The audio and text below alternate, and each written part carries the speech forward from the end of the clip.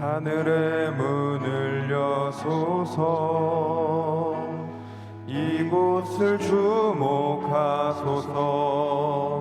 주를 향한 노래가 꺼지지 않으니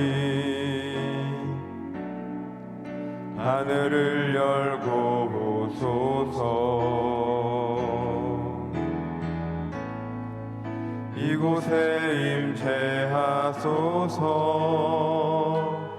주님을 기다립니다. 기도의 향기가 하늘에 닿으니 주여 임재하여 주소서.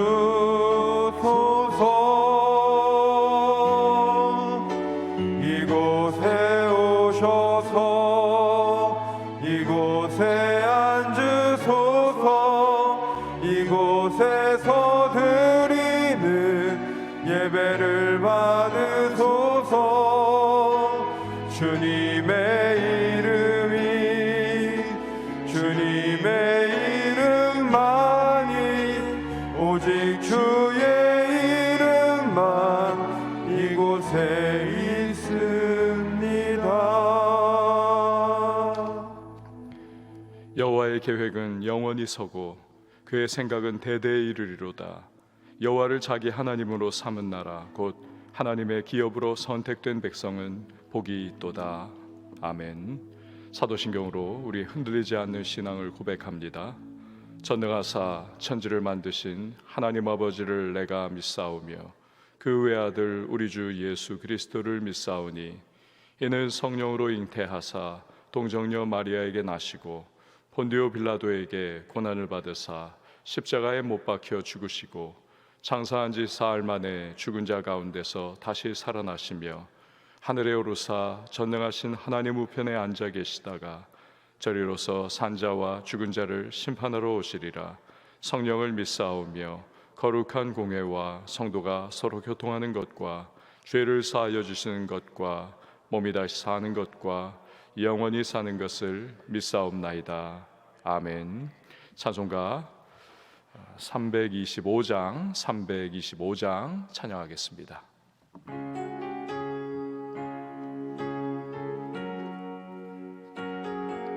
예수가 함께 계시니 예수가 함께 계시니 시험이 오나 겁없네. 기쁨의 근원 되시는 예수를 위해 삽시다. 날마다 주를 섬기며 언제나 주를 기리고 그 사랑 안에 살면서 딴 길로 가지 맙시다. 이 세상 사는 동안에 주 이름 전파하면서 무한한 복락 주시는 예수를 위해 삽시다. 날마다 주를 섬기며 언제나 주를 기리고 그 사랑 안에 살면서 딴 길로 가지 맙시다. 이 세상 친구 없어도 예수는 나의 친구니 불의한 일을 버리고 예수를 위해 삽시다. 날마다 주를 섬기며 언제나 주를 기리고 그 사랑 안에 살면서 딴 길로 가지 마 맙시다. 주께서 심판하실 때 잘했다 칭찬하리니 이러한 상급 받도록 예수를 위해 삽시다. 날마다 주를 섬기며 언제나 주를 기리고 그 사랑 안에 살면서 딴 길로 가지 맙시다. 아멘. 이 시간에 우리가 함께 보실 하나님의 말씀은 예레미야 44장 1절에서 10절 말씀, 44장 1절에서 10절 말씀 한 절씩 교독하도록 하겠습니다. 애굽 땅에 사는 모든 유다 사람 곧 믹돌과 다바네스와 놉과 바드로스 지방에 사는 자에 대하여 말씀이 예레미야에게 임하니라. 이르시되 만군의 여호와 이스라엘의 하나님께서 이와 같이 말씀하시니라. 너희가 예루살렘과 유다 모든 성읍에 내린 나의 모든 재난을 보았느니라.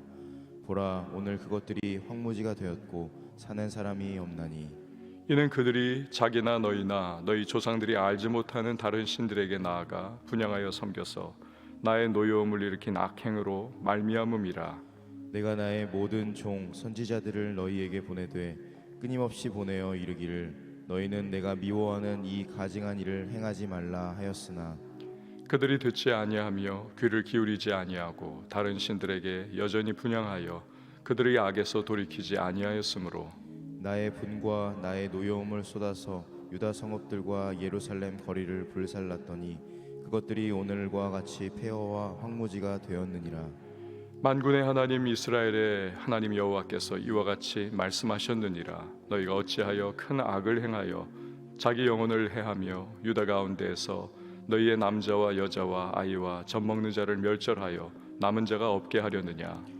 어찌하여 너희가 너희 손이 만든 것으로 나의 노여움을 일으켜 너희가 가서 머물러 사는 애굽 땅에서 다른 신들에게 분향함으로 끊어버림을 당하여 세계 여러 나라 가운데에서 저주와 수치거리가 되고자 하느냐.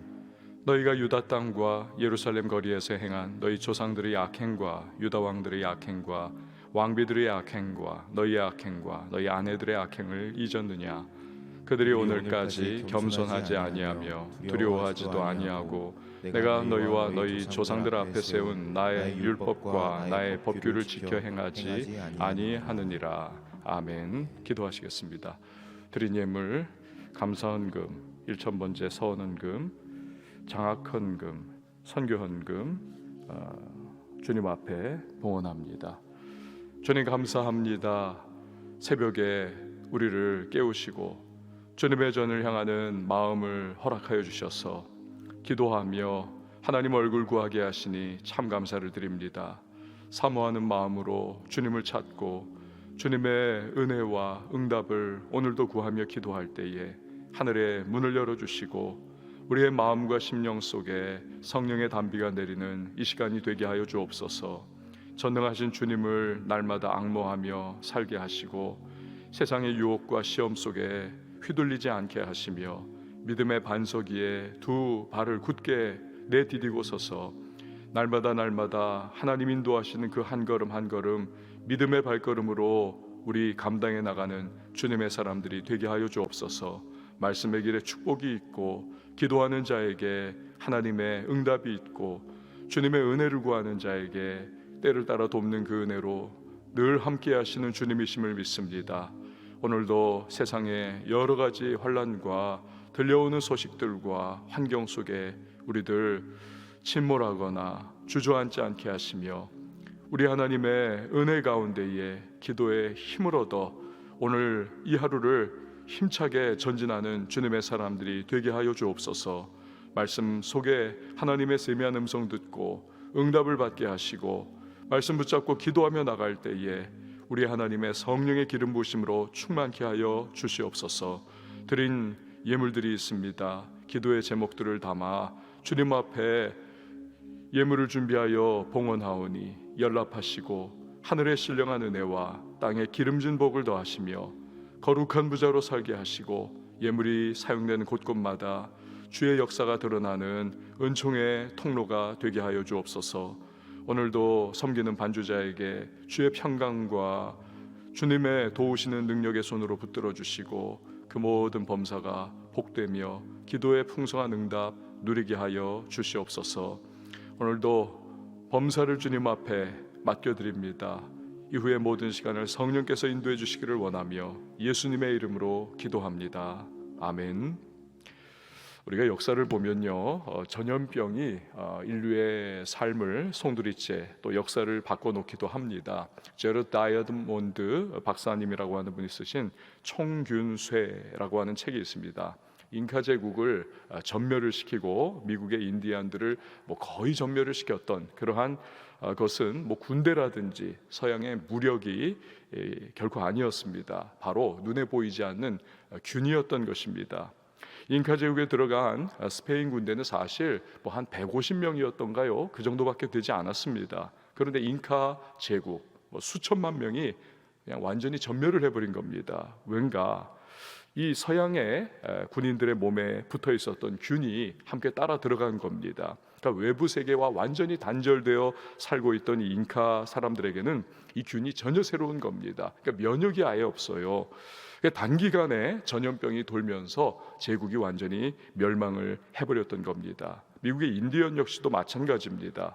이 아메리카 대륙에 완전히 흩어져서 살고 있던 주류죠. 이 사람들이 사실은 인디언들. 근데 급속도로 숫자가 줄어든 것은 우리가 서부 영화에서 보듯이 백인과 인디언 간의 총싸움 이런 것을 통해서 줄어든 것이 아닙니다. 백인들 몸에 붙어 있었던 그 균들, 이 인디언에게는 전혀 면역이 없었던 겁니다. 어마어마하게 죽어갔던 거죠.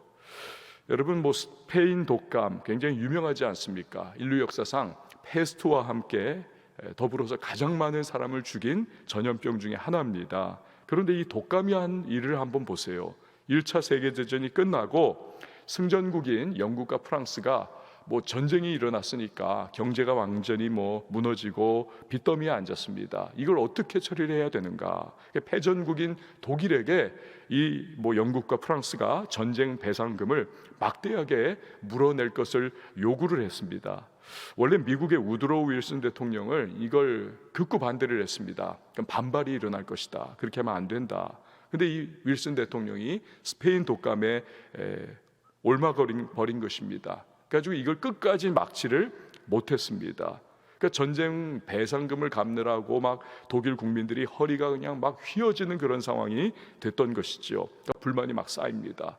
그러다가 한 달 만에 물가가 이 독일이 300배가 올라버리는 하이퍼 인플레이션이 됐습니다. 예를 들어 10,000원짜리 빵이 한 달 만에 300만 원이 된 겁니다. 이게 사회 전반에 걸쳐 일어나니까 독일 국민들의 불만이 그냥 하늘을 찌르고 못 살겠다, 이렇게 사느니 그냥 우리가 하여튼 뒤집어 엎는 게 낫겠다, 이런 분위기 속에서 결국 히틀러가 국가 지도자로 뽑힌 것이죠. 2차 세계대전을 뒤이어 일으키면서 온 세계상을 전쟁의 참화로 그렇게 몰아갔던 겁니다. 이처럼 알고 보면요, 눈에도 보이지 않는 병균이 인류를 엄청난 비극으로 몰고 갔던 겁니다. 지금 우리가 겪고 있는 이 코로나도 마찬가지 아닙니까? 우리의 삶을 뒤집어 엎고 완전히 인류 역사를 또 한 다른 방향으로 지금 이끌어가고 있는 그런 모습을 봅니다.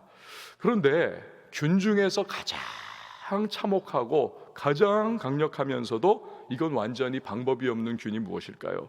죄라고 하는 영혼의 병균입니다. 이건 가장 치명적인 역할을 하는 거죠. 바로 하나님과의 관계를 단절을 시켜놓는 것입니다. 에덴 동산에서 아담과 하와에게 바로 그 일을 하지 않았습니까?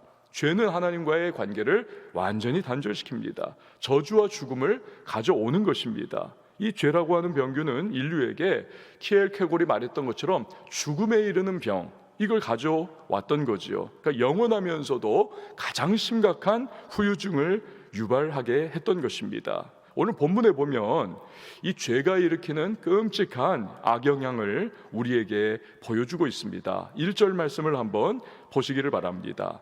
애굽 땅에 사는 모든 유다 사람 곧 믹돌과 다바네스와 놉과 바드로스 지방에 사는 자에 대하여 말씀이 예레미야에게 임하니라. 이르시되, 자, 나라가 망하면서 이 유다 사람들이 우리 어제 봤지 않습니까? 애굽 땅 다바네스로 도피해서 살아가고 있습니다. 애굽은 하나님 없이 잘 산다, 잘 살 수 있다라고 하는 세속적인 세상의 그러한 상징입니다.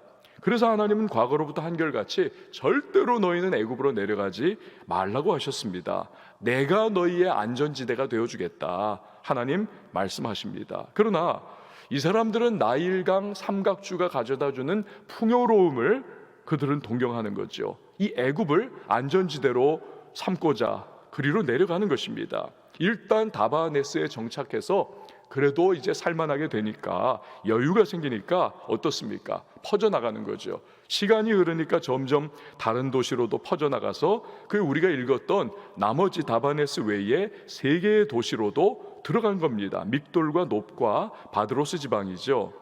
다바네스는 어제 말씀드린 것처럼 바로의 별장 궁전이 있던 곳입니다. 환경이 좋은 곳이에요. 믹돌은 탑, 망루, 망대라고 하는 뜻인데요, 애굽의 가장 북쪽 국경 도시입니다. 여기도 살기 좋아요.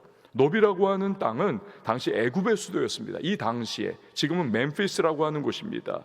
바드로스는 애굽의 제1왕조 때의 수도입니다. 이 공통점이 뭡니까?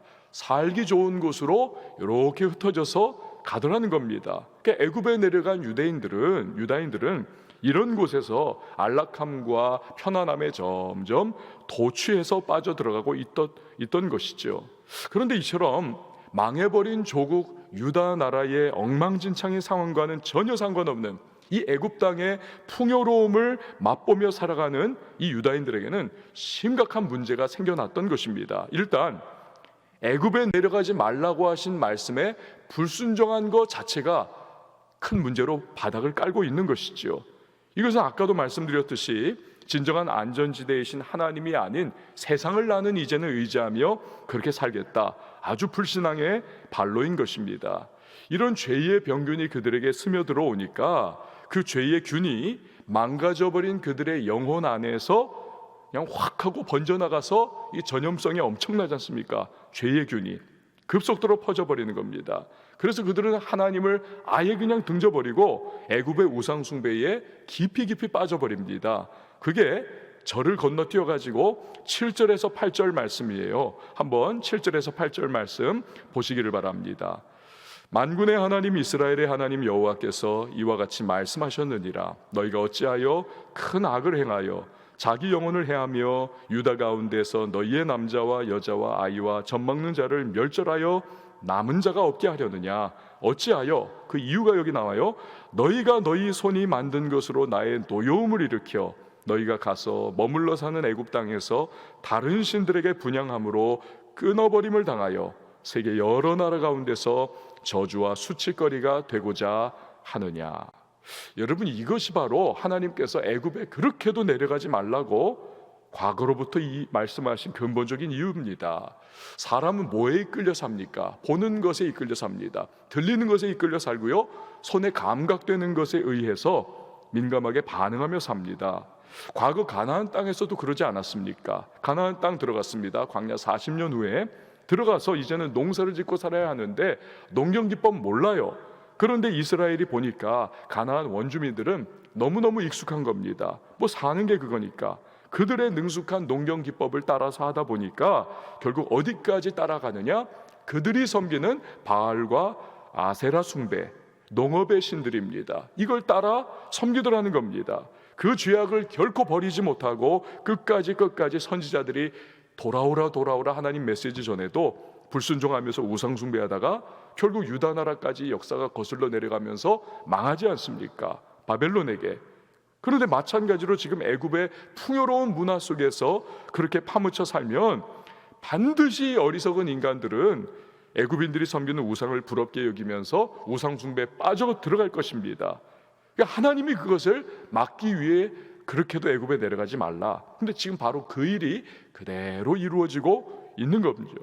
그런데 하나님께서 7절에서 우상숭배라고 하는 이 큰 악은 뭐냐? 결국은 자기 영혼을 해하는 일이요, 자기들을 멸절시켜서 남은 자가 없게 만드는 일이다, 꾸짖고 계시지 않습니까? 또 8절에 보면 애굽의 우상숭배는 하나님의 노를 일으켜서 끊어버림을 당하게 만든다, 즉 멸절당하는 일이 된다 라고 말씀을 하고 계십니다. 아니, 사람이 보석이 있는데, 뭐 티파니라고 생각해 보세요. 진짜 좋은 보석이 있는데 그건 버리고는 짝퉁 이미테이션 가지고 좋아라 그렇게 막 날뛰는 사람이 있다. 이게 제정신입니까? 이상한 사람이죠. 참 보석이 되시는 하나님이 계시는데 이 하나님 버리고 이미테이션 짝퉁 우상 섬기면서 이거 귀하다 여기니 이거 망할 인간들이 아니고 무엇이겠습니까? 그러니까 유다는 세상에서 저주와 수치거리가 될 것이다, 그렇게 하나님께서 말씀하고 계시는 것입니다. 여러분, 우리도 마찬가지입니다. 이 악이라고 하는 것은 하나님을 해치는 것이 결코 아닙니다. 누가 무엇이 하나님을 해칠 수 있겠습니까? 악을 행하면 바로 그 악을 행하는 나 자신을 망하는 길로 이끌어가는 것이죠. 죄는 우리 스스로를 파괴하는 겁니다.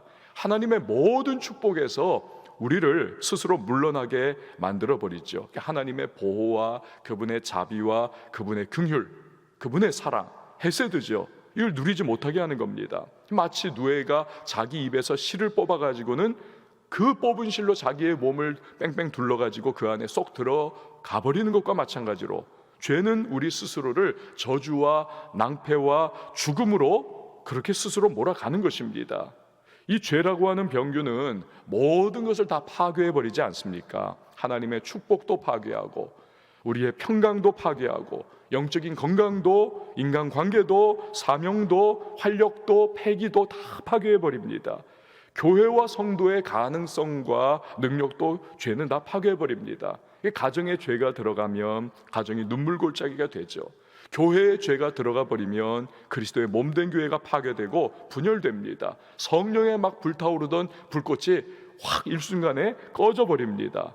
나라의 죄가 팽배하면 공의가 사라져버리고 거짓과 속임수가 가득해지고 분열과 갈등이 이 국민들을 날카롭게 갈라놓습니다. 결국 국군이 풀썩 주저앉을 수밖에 없는 겁니다. 이처럼 죄는 들어가는 족족 어디든지 무너뜨리고 망가뜨리는 것이죠. 이런 죄의 치명적인 균을 잡기 위해서 유일한 하나님이 주신 방법이 무엇입니까?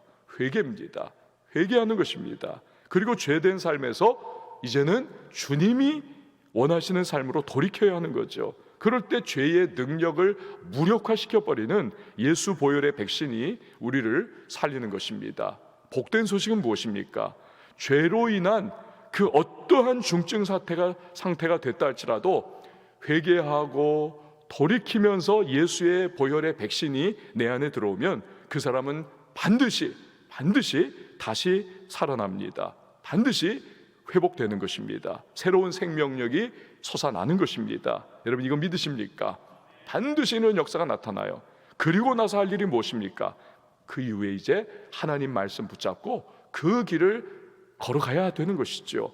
신명기 10장 13절에서 하나님은 말씀을 주신 이유를 이렇게 말씀을 하고 계십니다. 왜 말씀 주셨느냐? 내가 오늘 네 행복을 위하여 내게 명하는 여호와의 명령과 규례를 지킬 것이 아니냐. 그러니까 하나님께서 우리에게 순종을 요구하시는 것이 뭔가 자유를 구속하는 것을 결박을 얽어매고자 하는 것도 아니고 하나님 쫓아고 하는 것도 아니라는 겁니다. 우리에게 순종을 요구하시고 말씀대로 살아라 하시는 것은 우리에게 복을 주고자 하시는 거라.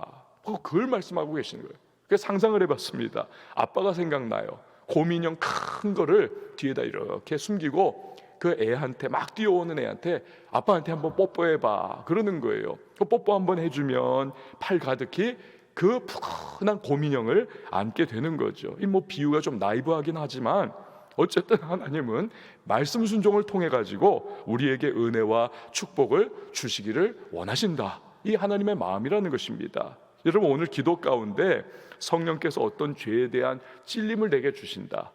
주저하지 말고 회개하십시오. 돌이키십시오. 주님의 보혈로 씻김 받을 겁니다. 그리고 말씀 다시 붙잡고 매일의 삶을 주님 은혜를 구하며 살아갈 때 인생의 새로운 회복과 인생의 새로운 역사가 시작이 되는 것입니다. 오늘 본문의 이 심판 메시지는요, 예레미야를 통해서 유다에 주시는 마지막 심판 메시지입니다. 더 이상 유다에 대한 심판 메시지가 안 나옵니다. 이게 뭘 의미하는 겁니까? 이제 이 메시지를 듣느냐 안 듣느냐에 따라서 너희의 운명이 갈린다는 겁니다. 때리고 돌아오라 해도 더 이상 말씀 안 들으면 이 마지막 순간에 이후에는 자비와 긍휼 더 이상 기대할 수가 없는 겁니다. 애착이 있었으니까, 마음이 있었으니까 지금까지 계속해서 심판 메시지를 주고 계셨던 건데, 이 마지막 메시지까지도 거부하면 남은 건 안전지대로 여겼던 이 애굽 땅에서의 멸망, 그거 하나뿐입니다. 그리고 역사적으로 유대인들은, 그 애굽에 내려간 사람들은 그렇게 되는 겁니다. 그렇게 돼요. 다 멸망합니다.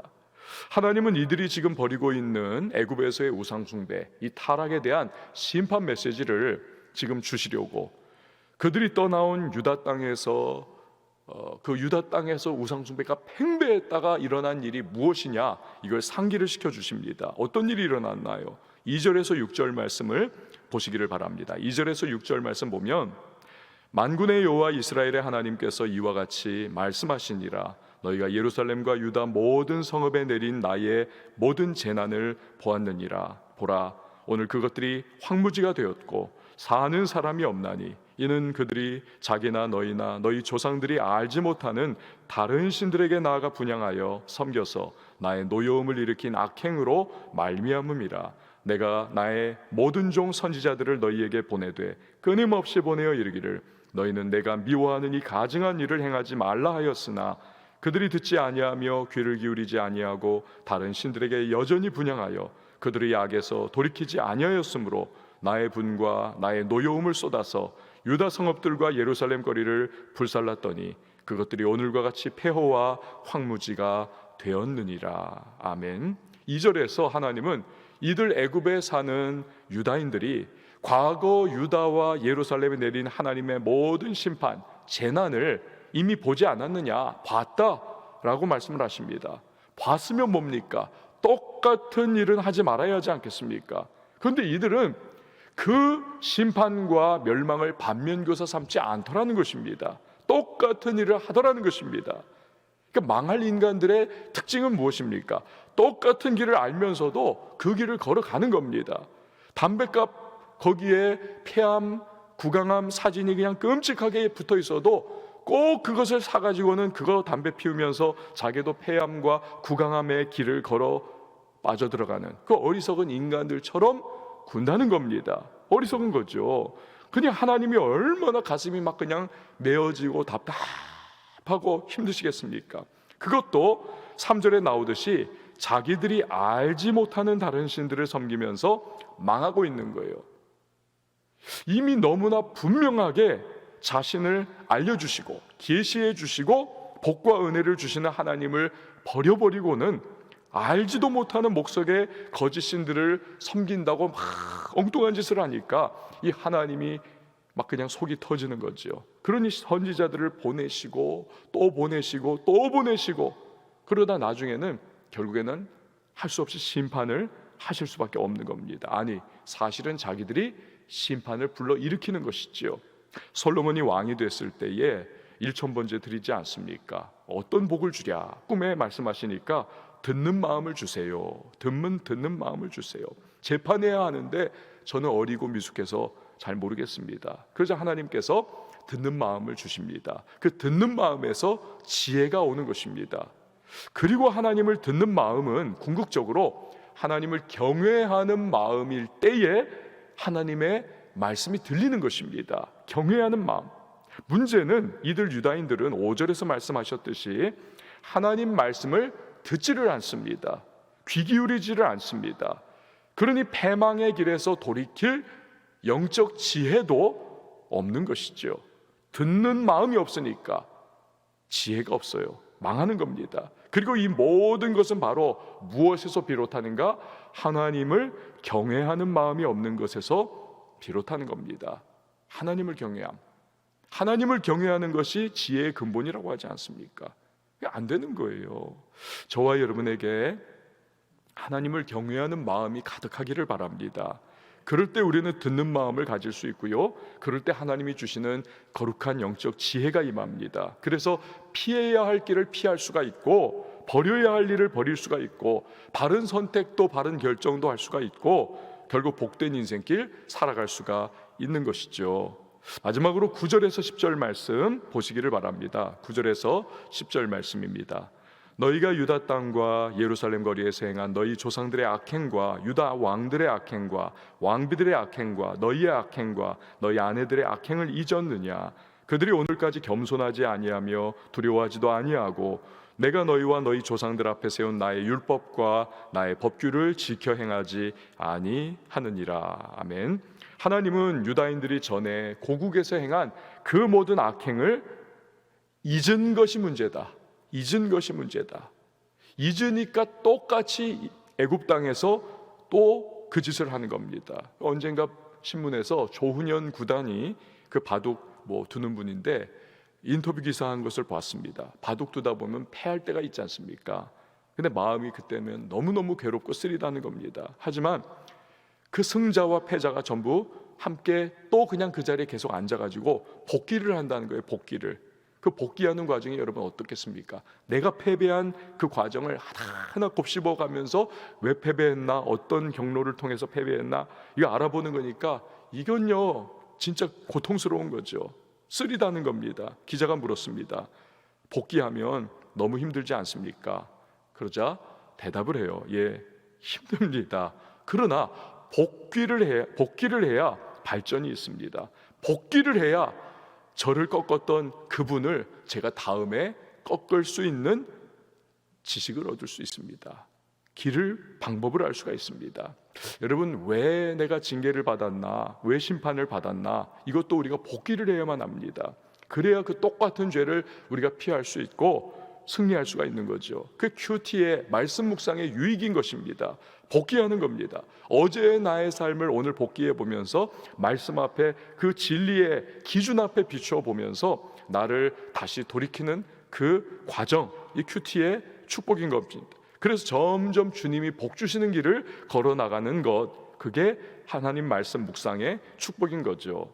말씀을 따라 사는 삶, 그것이 은혜요, 그것이 바로 축복의 길인 것입니다. 그 어떤 상황에서도 하나님이 안전지대가 되어 주실 것입니다. 반면에 애국과 같은 내가 생각하는 인본주의적인 안전지대, 이건 결코 안전지대가 될 수가 없습니다. 반드시 그곳이 오늘 본문에 우리가 살펴보았듯 그곳이 바로 망하는 곳이 되는 것입니다. 인간적인 나의 결정과 인간적인 나의 선택이 나를 망하게 하는 거죠. 그렇기 때문에 우리들 성도는 주님만 의지하면서 그 말씀을 따라 한 걸음 한 걸음 믿음으로 살아가야만 하는 것이죠. 여러분, 새롭게 오늘 이 하루를 시작했습니다. 우리 말씀을 굳게 붙잡고 주님이 예비하신 은혜와 축복의 길을 한 걸음 한 걸음 걸어갈 수 있는 복된 주의 사람들이 다 되실 수 있기를 예수님의 이름으로 축원을 드립니다.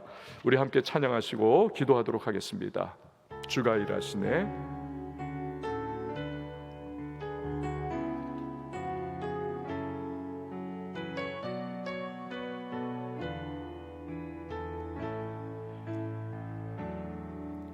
날이 저물어 갈 때, 인들에서 걸을 때, 그때가 하나님의 때. 내 힘으로 안 될 때, 내 힘으로 안 될 때, 빈손으로 걸을 때, 빈손으로 걸을 때, 내가 고백해 여호와 이래. 주가 일하시네. 주가 일하시네. 주가 일하시네. 주께 아끼지 않는 자에게 주가 일하시네. 주가 일하시네. 신뢰하며 걷는 자에게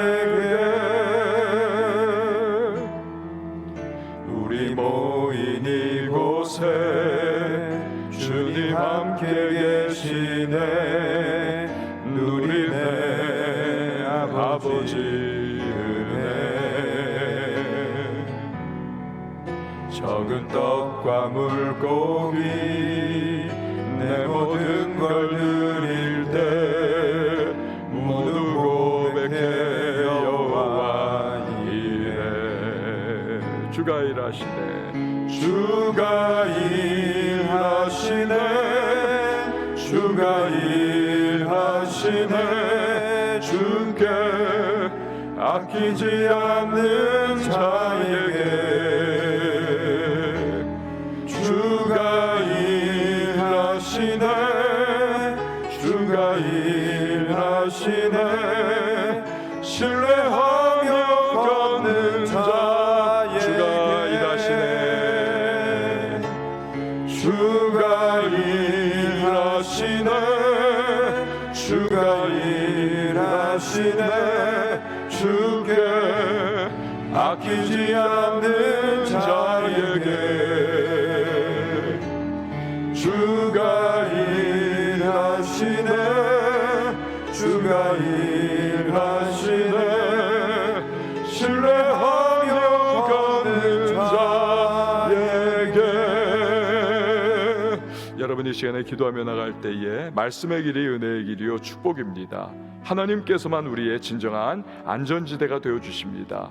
애굽이 아닙니다. 내가 생각하는 인본주의적인 안전지대, 그 세상적인 선택과 결정이 나를, 우리 가정을, 그리고 교회를, 나라를 망하는 길로 이끌어 갈 겁니다. 하나님이십니다. 말씀의 길입니다. 주님, 오늘도 내가 이 하루 살아갈 때에 주님의 말씀의 길 걷게 하여 주옵소서.